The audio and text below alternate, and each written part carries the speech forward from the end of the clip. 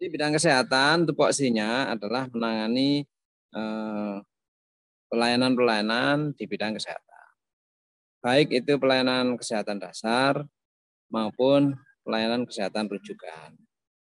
Baik itu pelayanan kesehatan perorangan maupun pelayanan kesehatan masyarakat. Jadi itu semua yang kita tangani.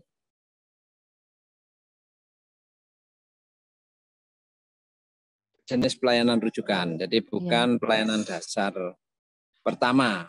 Nah, ada puskesmas yang itu pelayanan kesehatan pertama, pelayanan kesehatan dasar. Di ibaratnya kalau sakit-sakit umum, yang ibaratnya gampangnya yang ringan-ringan di puskesmas. Kenapa puskesmas jumlahnya lebih banyak? Karena itu diharapkan bisa mendekatkan akses kepada masyarakat. Ada 16 puskesmas. Ketika sudah meningkat tingkat kesulitannya, itu akan dirujuk ke rumah sakit. Nah, selain puskesmas dan rumah sakit, kita ada pendukung-pendukung pelayanan kesehatan. Baik itu kita kelompokkan penanganan kepada masyarakat, ada penyakit menular, tidak menular, begitu kita tangani. Kemudian juga ada penyehatan masyarakat.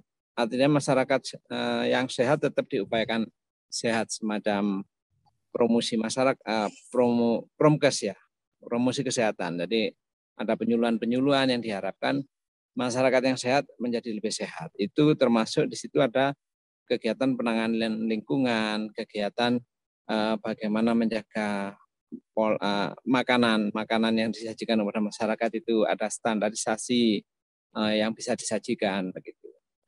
Di samping itu kita juga ada yang menangani tentang obat maupun alat-alat kesehatan. Di farmasi dan alat kesehatan itu ada di situ. Di samping P3K juga kita sediakan. Di sana di divisi pelayanan kesehatan ada yang sifatnya menangani P3K, sehingga ambulan, evakuasi korban itu ada di kita di BSD. Secara internal kita pun tentu ada pelayanan kepada petugas kesehatan sendiri, begitu ya. Termasuk ketika ada insentif dari pemerintah, bagaimana pengelolaannya, kemudian juga bagaimana jenjang karir dari pegawai-pegawai di tingkat kesehatan itu bisa ada kesinambungan begitu.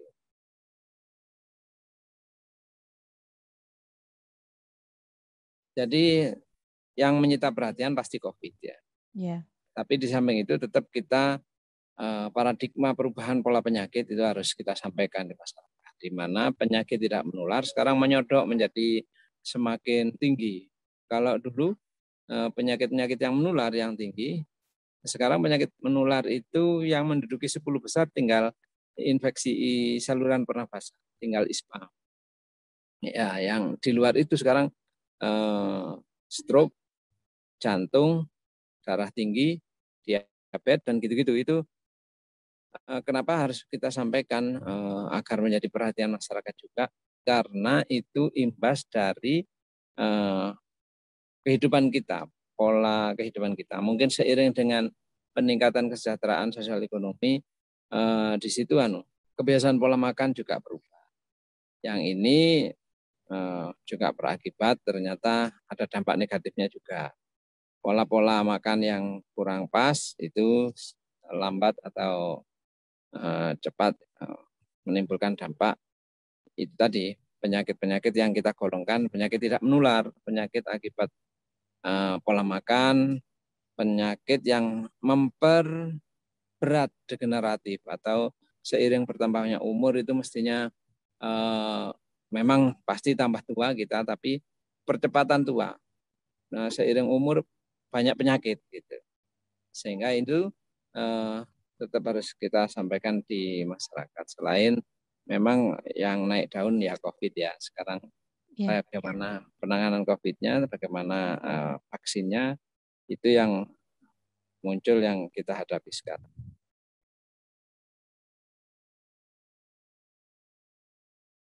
Bagaimana kita menjalankan itu sesuai regulasi, pedoman-pedoman dari atasan, di samping itu sesuai kearifan lokal ya, lokal yang Iya. berkembang, itu bagaimana kita juga bisa responsif terhadap keadaan yang timbul di masyarakat kita, bagaimana ketika COVID naik tinggi, bagaimana kemudian ketika awal-awal itu masyarakat tidak mau diisolasi mandiri di layanan kita, maunya tetap di rumah, yang tapi penularannya cukup tinggi ya, akhirnya menjadi klaster-klaster baru.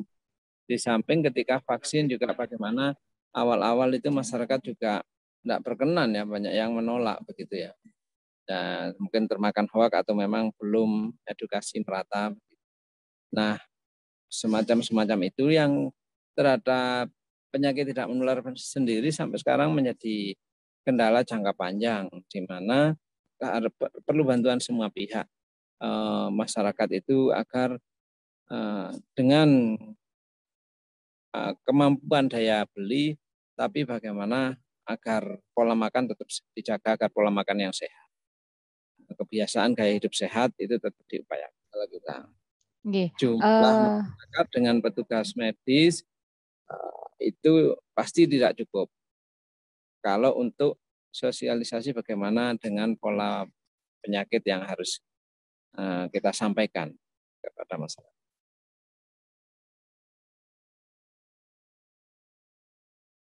Jadi kalau di tupoksi pelayanan bidang kesehatan, kita tidak cukup hanya orang medis dan sekitarnya ya. Jadi medis non medis semua harus bahu-membahu komponen-komponen ini, apalagi ketika penyakitnya sendiri masif kayak COVID, itu ya semua pihak, baik itu negeri maupun swasta, baik itu tokoh maupun rakyat biasa. Ketika ukuran-ukuran yang tingkat kesulitannya tinggi memang harus profesional. Jadi tenaga medis yang kompeten, dokter yang spesialis maupun subspesialis, semacam itu.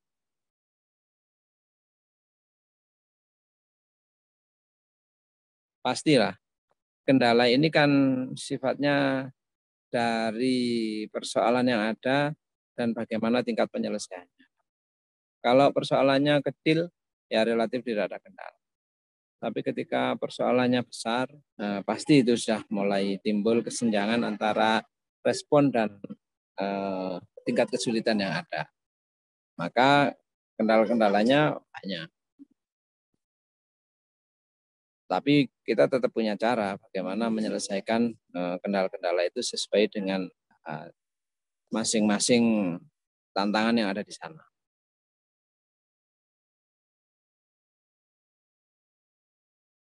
Bisa saya ceritakan sedikit, kendala yang paling sulit adalah bagaimana tingkat kematian COVID itu bisa kita hindari, tapi ternyata yang terjadi kematiannya begitu tinggi. Ya karena COVID ini sendiri penyakit yang cukup tingkat kesulitannya tinggi, banyak kematian, dan kendala-kendala di situ kalau dirinci itu bisa di masyarakat maupun di petugas kita sendiri. Tidak ada jaminan orang yang sakit COVID itu bisa disembuhkan, bahkan oleh rumah sakit tipe A seperti rumah sakit Saiful Anwar. Jadi ketika kesulitannya memang begitu tinggi, ya ini merupakan kendala yang cukup berat bagi kita.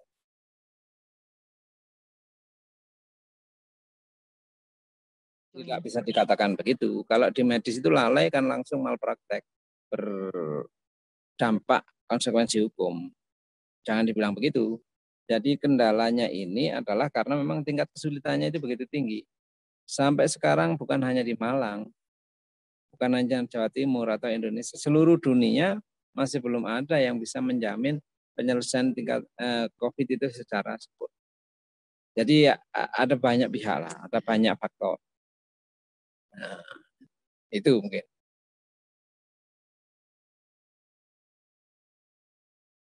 Dari kendala-kendala di bidang medis kita mencoba mengurai dan mencarikan solusi sesuai dengan permasalahan masing-masing.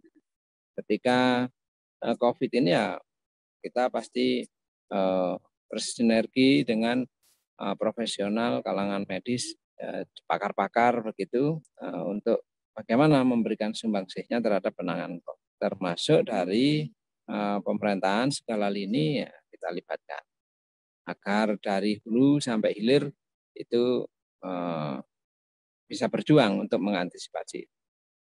Nah, termasuk ketika masalah medis kan tidak hanya COVID. COVID itu selain mengatasi penyakitnya juga bagaimana penanganan dari preventif, pencegahan agar COVID tidak terjadi, yaitu vaksinasi. Nah, itu juga sekaligus antisipasi yang harus kita jalankan, namun juga perjuangan yang harus kita kuatkan karena kendala masih banyak. Di COVID itu sampai sekarang target lansia untuk 60% tervaksinasi belum terpenuhi, semacam itu. Walaupun Kota Malang ini sudah cukup berhasil di tingkat Jawa Timur, sudah ranking 6 begitu di antara kabupaten kota. Namun kalau kita lihat khusus di lansia ini belum terpenuhi target. Nah, semacam itu tentu penanganan berbeda. Ketika menangani penyakit harus melibatkan para pakar dan profesional, segala daya upaya dari pemerintahan maupun swasta kita libatkan. Kalau vaksin ini sifatnya harus bagaimana lebih telaten, menggali simpul-simpul di mana penduduk ini ada yang masih terlewatkan atau belum berkehendak, masih menolak dan lain-lain. Itu kita temukan dan harus kemudian diupayakan untuk vaksinnya. Semacam itu.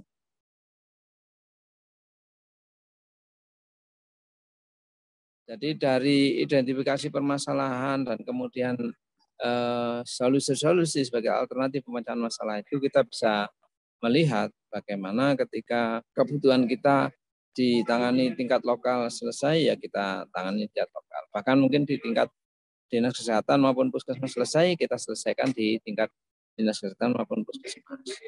Namun ketika menginjak bagaimana di bulan Juli Agustus itu seluruh rumah sakit penuh sampai di halaman-halaman untuk menerima pasien COVID, ya ini kita sambat ke provinsi, bahkan sambat ke pusat. Bagaimana pertolongan tenaganya untuk dikirim lagi, bagaimana sarana prasarana untuk ditunjang, dan itu segala sektor, tidak hanya sipil, bahkan tentara, TNI, Polri juga kita minta tolong, sehingga segala fasilitas yang ada lah yang memungkinkan kita ajak bersama-sama untuk saling mendukung. Jadi segala fasilitas yang memungkinkan itu kita ambil dan kita gunakan.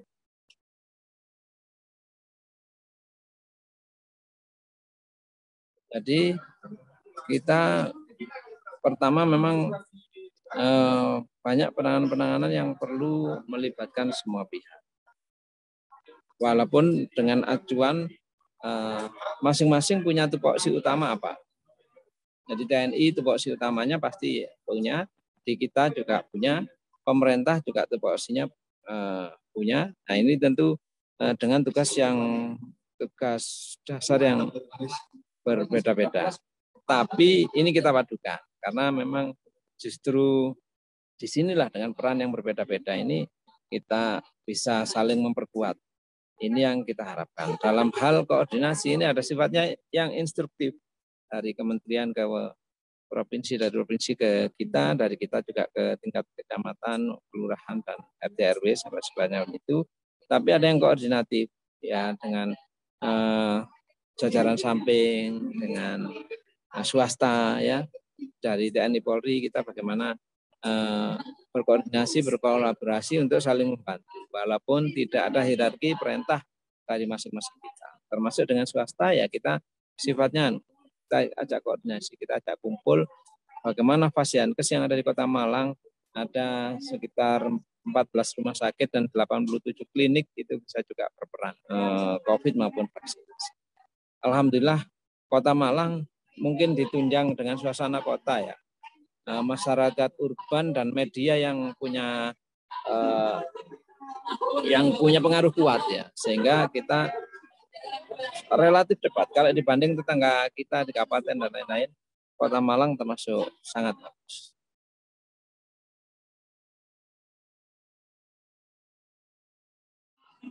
Ya, kita dalam hal sesuai dengan tupoksi dasar masing-masing, kita tentu harus sukses di masing-masing bidang yang digeluti ya.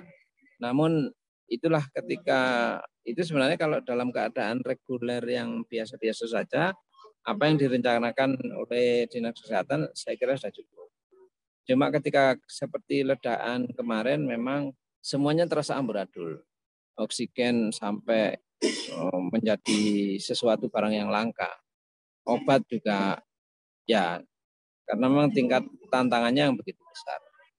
Namun itu justru memupuk empati kita, simpati kita masing-masing itu banyak pihak saling membantu. Swasta maupun LSM dan kelompok-kelompok komunitas-komunitas itu kepeduliannya sangat tinggi.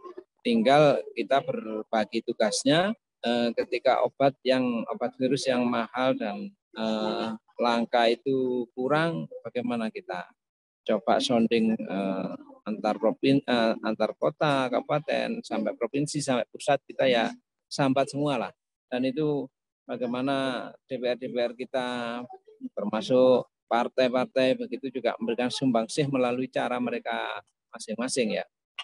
Ya kita waktu itu juga dibantu oksigen oleh dewan-dewan kita yang di pusat. Ya, walaupun waktu itu 1000-an tabung cukup besar sebenarnya, tapi di kala itu sangat besar.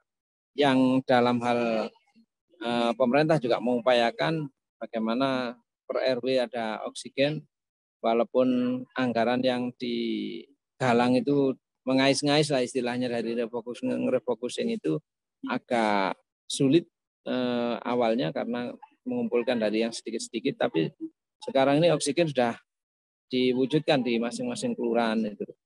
Masing-masing kelurahan ada yang 10 tabung, ada yang 50 tabung. Ya walaupun sekarang seperti tidak tepat sasaran ya. Sekarang kebanyakan tabung di kelurahan-kelurahan itu. Sedangkan ya alhamdulillah COVID-nya sendiri sudah menurun. Nah ini ya enggak apalah daripada kekurangan dan kelebihan sedikit tidak apa-apa.